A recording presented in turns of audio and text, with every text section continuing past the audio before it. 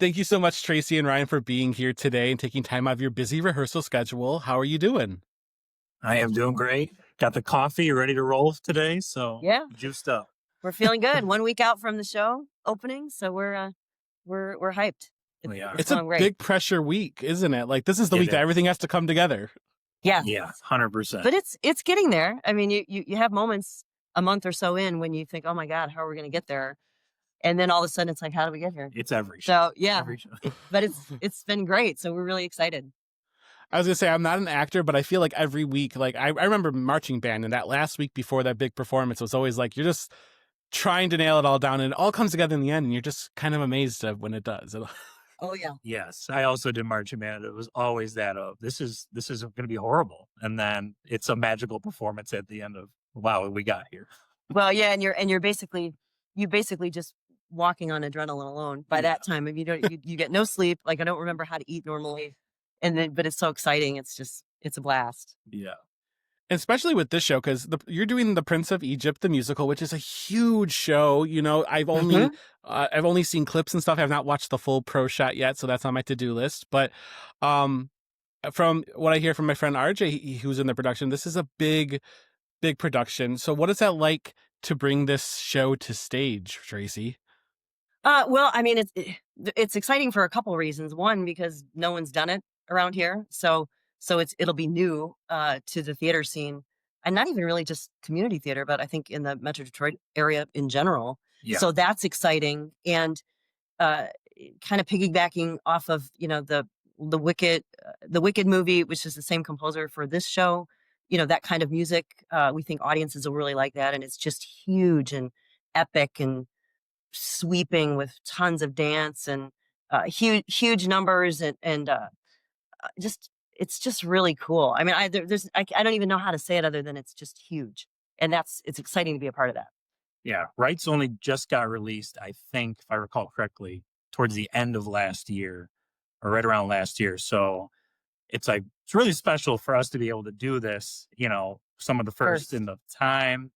Yeah, and I think just the show in general, translating, the story Moses and everything onto stage when obviously we don't have giant walls of water that are moving or seas of blood, but we get to use the power and the magic of theater to make that transform on stage is awesome. It's awesome to see. I think that's one of my favorite things about this show is, I mean, we've all been in shows where there's lots of set pieces of, and the production scale is huge as far as, the set and construction and all that.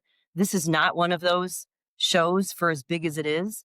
The story and the moving in and out of scenes and the set is really kind of told by the cast. So it's very fluid in that manner. It's really interesting because sometimes they're dancing, sometimes they're part of, the palace. It's really interesting. So yeah, I think audiences will love it. I was going to say the word epic usually comes to mind when you think of Stephen Schwartz, who did Wicked and this production. Yeah. And so this is what you're kind of describing there. It's epic in a different way because it's kind of a minimalistic approach to telling such an epic tale. Right. But the music itself, I'll tell you, when I first, someone showed the director, when he showed me the video clip of the stage production in London, was it London? Yeah. That opening number, my jaw dropped and I just thought, I have to do this. I have to be a part of this. Yeah. It was so huge. The music is just huge, but it's a good thing to be a part of. Yeah. You can see, because we're both like, yeah. Yeah, I was gonna say, you're both brimming with excitement. Yeah. Ryan, what drew you to wanting to audition for this production? It seems like I'm the only human on the planet who didn't see Prince of Egypt prior to doing the show. Oh, you either? All right, cool. One of the same. That's my king for you. That's my Thank king. You. Yeah, I did not see it. Everybody I know loves the movie. I was just at a family function. I have a couple cousins that were like, I've watched it. I still watch it as an adult. We watched it a few months ago. And I was like, how did I grow up not seeing this? But once I found out that it was a show like this, I had a couple of friends that reached out and said, hey, I would like to audition. Do you know the music? I was like, I've heard of the movie, but whatever. Once I heard that, and then, I watched some pieces from the West End production. It's so cool. And like you said earlier, it is like an epic. like the music draws you in so hard, and like you will feel the emotions. Stephen Schwartz it draws you in. Yeah. You feel the emotions, you feel attached to the characters. Everything about it, the acting just really pulls you in, and it's a story that we all know. Right. So there's like a sense of familiarity to it too, that it feels fresh, but also familiar, that you can really relate to. I think the music too this is one of those shows that, you could bring younger people to. I mean, I think even when did the movie come out? In the 80s or 90s? 1998. I believe. So people probably remember seeing it as a young person themselves, if not, had shown it to their children themselves. But I think there's a lot of music in this show. This is one of the things I like about it. It's one of those shows where there's a number of songs that will just get in your head and you'll just be singing them because they're just so beautiful. I mean, Sweeney Todd was a little different Sure. vocally, but yeah, I think it'll just make people smile. Yeah. So yeah. Speaking to what you both said there, this is one of the first films that really kicked off DreamWorks before Shrek and stuff like that. Like, because of the success of this film, granted, I was 7 years old and somehow I missed it too. I still have never seen the animated production, but it really did there's like a nostalgic factor with this. People are kind of growing with this show now, and getting to see it locally in front of them is epic. Again, epic is the word that keeps coming to mind. Well, I was just going to say too, I think, and again, because we're doing it, one of the first groups to do it, and to do it here, we're hoping obviously that, and there's a lot of people that live in this area, in the Rochester, Sterling Heights, Shelby area, all of this area, that don't even know that this theater is here. So to bring something this big to this community, and hopefully it'll spread the word about, the great productions that they do here. It's just a joy. Absolutely. So for those who maybe aren't familiar with the story, Ryan, what's kind of the story of the Prince of Egypt, and who are you playing within the show? Yeah, so it's the story of Moses and Ramses, who grow up in ancient Egypt, and it's through the rise of freeing of the Hebrews. So Moses, spoiler alert, not like it's only been out for a million years. Right. We don't have to worry about spoilers. I know. Adopted into the royal family, raised in there, and then has a calling through God to have a destiny of freeing the Hebrew people. And there's some huge themes in there where it's the fear of accepting God's call, and the doubt, and really having the courage to trust in God's plan. So there's just huge motives in there, and it's pretty great to go through it all. And I actually play the father, so I play the Pharaoh before Ramses ends up taking over, and his whole internal conflict with Ramses and Moses. And this is Tracy, my queen. Yeah. I was going to say, Tracy, who are you playing in this? I am Tuya. I am his wife. I am the queen. So I actually am the one that finds Moses floating in the basket in the river, in the Nile, and bring him into the family, basically adopt him as our own. So she's a great character because she's very nurturing, but she also always understands her duty as the queen. And even though this one can be tough, as the king, she tries. I think she's a good balancer between knowing that she has to be loyal to what he wants, what he needs, for his people, but also to be a supportive mother to Ramesses and Moses, the two boys, and to nurture Moses when he realizes that he's a Hebrew. So it's a great part. It's it's not a heavy part, but there's enough poignant moments in there, and we're having a great time. So it's good. It's good to play opposite Ryan. Yeah. I was going to say, it seems like such a role that you have to balance a lot of different aspects to who she is and who she is in regards to Ryan's character, the Pharaoh. But there's probably a great dynamic between the two of you, getting to play off each other with that. Yeah. Yeah. I actually really like it because after seeing the animated version, the musical stage play really fleshes out the Pharaoh more, to where in the animated version, he is very much portrayed as just straight villain. But in this, there are really some great moments to show more of the man behind the Pharaoh, who is a loving father, who loves his wife. And we really have a great chance to explore that relationship. And yeah, I've had no idea who Tracy was before this show. Yeah, we just met. We do so great on stage, and we Yeah. are still finding moments. I think it was literally last rehearsal where I'm like, hey, what about if we try this? What if we try this? So we are literally still growing, and the show still opens in a week. So we have not peaked yet. We are still on our way. Well, that's a great thing about exactly where we are in the process, because these shows are so huge in that, you spend the first month just sitting there learning vocals, and then you spend the next couple weeks figuring out where you're supposed to stand, and then another week where you try to make it all flow together, and then there are a million costumes and jewelry and things that have to go with everything else we're doing. So remember, when you have to do quick changes and things like that. But since we're getting so close now, we're kind of at that point where all of that is gelling, so that when we have these moments where it was like, oh, it seemed like it would be natural to maybe do this or add that. And they give us a lot of creative freedom to really make our characters the best they can be. So that's been fun. Yeah. So we keep adding little things. We do. It's been great. Not too much. No. So what is kind of your process then for developing a character such as this, Tracy? Like, I mean, it sounds like you have, there's a lot of technical aspects at the beginning of this and you're kind of still fine tuning that, but how do you approach a character when you kind of get that script for this role? Well, it's interesting. It's interesting and kind of funny in a way, because I'm now at that point in my life where I seem to be getting a lot of the mom roles. Not saying I'm old, but it's happening. And I don't actually have any of my own children, but I am, a very nurturing kind of person. So it's just, for me, it's trying to, when you have enough life experience as I do, to just really try to find, just really find what it means and feel it, not just saying the lines, but really feeling it. Like, how would these two boys, how do they need me? How does he need me? Who needs me to be what, when?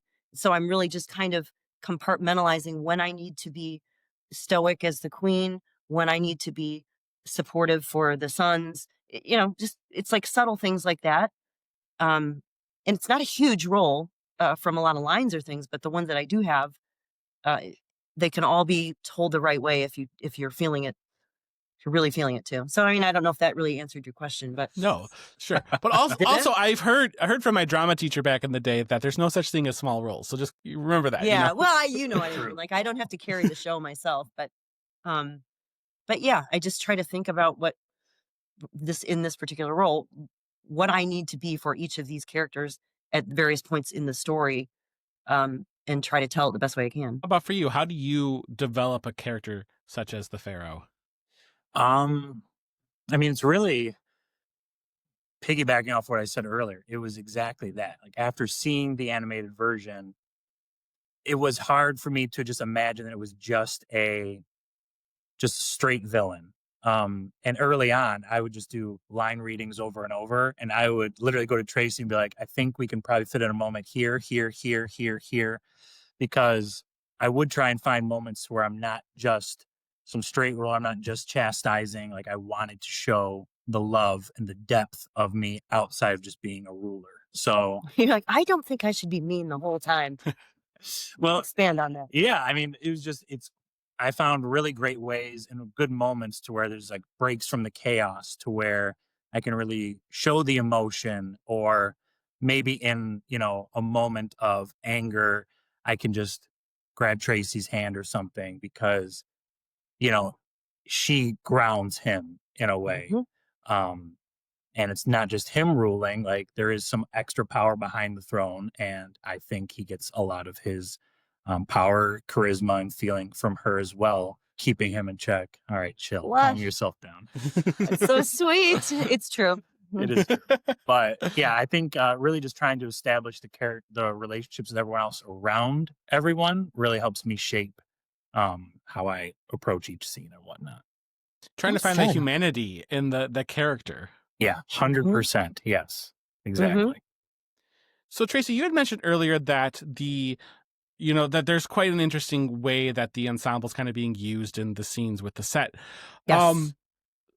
How do you feel like that helps tell the story visually?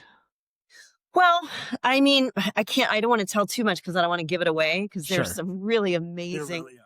really amazing things that happen even right from the very beginning. But I mean, I would say this might be a strange answer, but we kind of live in an instant gratification world, and we're, a lot of stimulus, right? With internet and all these kind of things. I feel like having the ensemble be doing a lot of these fluid moments and telling the story with their dance um, is just interesting, visually interesting. So I think I think the hour and a half or hour and 20 minutes that the first act is, it's just nonstop. So there really aren't moments, as even in the first act, where you're just sitting there watching one person walking around singing or talking. So it's just constant visual stimulation, and along with the beautiful music is amazing. And then you finally get to the second act, and that's when you really get in touch with some of the leads in these power ballads, and it's just, I don't know, it's just a neat way to tell the story, having the ensemble um, have them do it through dance and becoming the set pieces. It's really interesting. Yeah, having them part of the set pieces is pretty great because like sometimes they are part of like pillars or walls, and it's almost like with the hieroglyphics the scene comes alive more Mhm. than just the actors on stage. They are part of the living history that's making up like past, present, and like the future stuff to come that's foretold by like the classic god moments giving prophecies and stuff. So it's really great thematically. I was going to Yeah. say, you took the words right out of my mouth. This is kind of making it feel more like a living story, like Yeah, this is 100%. like every story, every book you pick up, it's living as long as you're reading it. And this is kind of carrying that message Mhm. through. Yeah. That was well said. Yeah. That's a good way to put it. Thank you. Yeah. Ryan, how do you feel like this role has challenged you as an actor? Great question. I don't even know how I would answer that question. Well, it's Well, coming I for you think- next, Tracy. Oh, So- jeez. I think a big thing is like, because I'm not a father, so I don't have children in there. But I think in a way, it was good to explore the relationship of having two loves and two duties in that sense, to where, like, sure, my family is a priority, but so is Egypt. And, in every normal day lives, we may have something where we put our kids first, but now there's the added aspect of I am Pharaoh. If I put my kids first, do I doom an entire nation? Because in that instance, like the nation probably has to come first. And I think that's a huge thing that plays into the story, is that when it comes to Ramses, he is the future ruler. So he is way harder on him and less fatherly like, because he knows of the future responsibilities his son is going to have. So it's really trying to find the balance of, yes, I do love my family, but I want to set them up for it. So I feel like I need to be extra hard, but I need to be the ruler too. Right. So it's been good trying to find that fatherly balance, but also the ruler of a nation. I mean, I think like my answer would pretty much be the same thing, because it's how do you let the audience see uh these characters um in when they're in their royal duty, and then when they're trying to be supportive for their kids, and when does, and sometimes it has to switch fast, and how do the people, how do they view them? I mean, it's just, they're interesting characters because they have to play both sides, but they have to let everyone has to know that they are in control and that they have a duty, but they're not heartless, you know so it is challenging in that way. Yeah. As I say, that dichotomy that exists in a ruling class of people has to be hard, because you still are humans at one point with families, but you have a legion of people that you have to lead as well. Well, even to that point too, we've spent some time, uh, basically spent some time practicing being royal. So, I mean, everything from the way you carry yourself and the way you walk, your subtle looks, the way they would or would not react in situations like a normal person would, maybe be spastic about something. They always have to be very reserved and just trying to figure out how to wear that royal, it's interesting. It's challenging. So But we switching got to it. you have this. So switching to the music, we had kind of talked that this is, the Stephen Schwartz musical, that there's very sweeping numbers. Tracy, what is our favorite number to perform? But maybe also, what is our favorite number to hear that just every night you can't wait to look forward to it? Good question. Oh my gosh. See, Brian's going to say it better be my song. Absolutely. I think probably one of my favorite ones to perform is the opening number, because that literally, it Deliver Us is what it's called, but that literally, it's a long sweeping number that has a bunch of phases to it that end up, resulting in Moses coming down the river. But the music is unbelievable. I love that number. It's just one of those ones where you get through the first number and you think, if we don't have the audience by now, this show is over, and we're gonna have them, because that opening number is amazing. But there are a ton of those in this show. I think to listen to, Moses has a solo in the second act that is one where I literally am crying. There's a combo of solos. I'm not gonna give it away. Okay. Moses and Queen Nefertari have solos that I'm crying. I'm not the only one crying backstage. They're so beautiful. Yeah, it's good. It's a good cry. Everybody needs a release. Yes. True. Ryan, how about for you? Thank you. Tag me in, coach. I was ready. I think also Deliver Us as well. Yeah. Because that is something I get to be on stage for prior to being the Pharaoh. But it's very, very powerful, really sets up the show. And vocally I sing like tenor, so it's fits very well on the range too, which is also fun. So it's a lot of energy for that one. And I think my favorite song is what you were referring to, is Moses's For the Rest of My Life. Yes. Yeah. It really has just some great themes going back and forth of, accepting, God's plan and everything else and moving forward. But really, the line that catches me is towards the end of the number. For the rest of my life, how will I get through? And that just really catches my heart every time, because I feel like, I don't know, we all can relate to certain things of like trying to accept something or get through something. And, we always think of like, how can I go on after this happened? And, and it's spoken through such a huge, major piece with Moses. So it's very relatable, and yeah, it gets me every time. I also like When You Believe. Obviously, a lot of people will know that song. Yes. Is one of the famous songs from the movie, and the recording, right? Yeah, well, that's the one that Whitney Houston, Mariah Carey and Whitney Houston did it, but that song is amazing too. So that's one that most people might recognize it. If you didn't, you'll be singing it when you walk out of the theater, because it's just beautiful. Yeah. In fact, that's one of the ones that won the Tony Awards, I'm pretty sure. Yes. Yeah. It's amazing.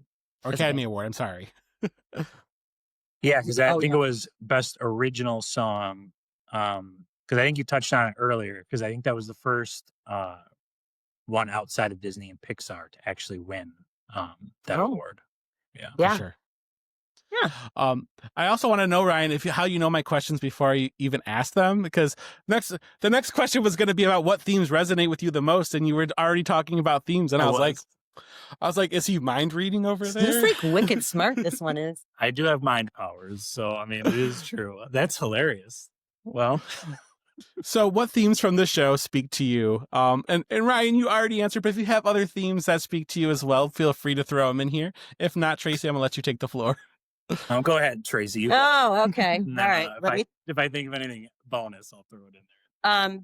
I think one of the themes that I like is that figuring out who you want to be and choosing your path, and like you use the word courage, and not being afraid of what other people think, and just going after what you feel you need to do, regardless. I think that's just like a general, a life lesson that everybody can take out of this, is that you got to trust your own heart and not be afraid to make hard choices. And I like that theme, and just the the battle with the battle between the boys, even with duty versus what's in their heart. It's hard to please everyone. You have to please yourself first. So I think there's a lot of that in this, and the characters trying to be true to themselves in the story. So good lessons. Yeah, Beautiful I feel lessons. like we see that too often in Yeah. society, and I feel like I have friends too that we care so much about what everybody else thinks, Yep. what will happen, and it does. It takes courage does. to take big steps and big choices, but once you finally give in, and you accept yourself and your courage to move forward, you really just have such a payoff at the end. And belief is such a huge theme in this that I feel like everybody can relate to. And hope. I mean, hope and miracles and belief, and those are great lessons. Yeah, there's a lot of that in this. Yeah, 100%. And there's a lot of beauty to that story that hopefully audiences will take away and have just a wonderful time with the Prince of Egypt. Yeah, it's gonna be amazing. Buy your ticket. Thank you, Tracy and Ryan, so much for being here with me today. I won't keep you any longer. I know you guys got to get ready for rehearsal, but we are very appreciative to have you here, and we are looking forward to the show. Great. Thank you very much for having us. It's been good. Great. Yep. For anybody that doesn't have the info, avonplayers.org, and there's still time to get season tickets for a discount for the year, but come see us. It's going to be amazing. The Prince of Egypt, the musical, arrives at Avon Players on September 12th and runs through the 27th. So get your tickets now, and we'll see you at the show. Thank you. Thank you.